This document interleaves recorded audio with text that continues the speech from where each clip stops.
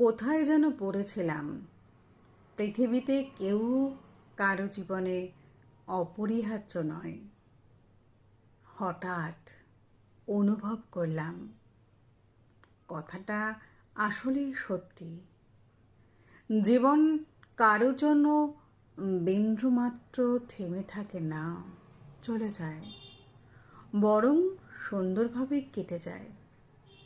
যেই বা যারা আপনাকে ছাড়া বাঁচতে পারবে না ভাবছেন, তার জীবন থেকে হারিয়ে গিয়ে দেখুন তার জীবনে কোনো প্রভাব পড়ছে কিনা। দেখবেন সব কিছুই ঠিকঠাক চলছে। বড়জোর একটু হুটহাট আপনার অভাববোধ হতে পারে, এর বেশি কিছুই না। আর সবচেয়ে বড় কথা কি, আবেগ প্রকাশ করে সিম্প্যাথি পাওয়া যায়, ভালোবাসা না।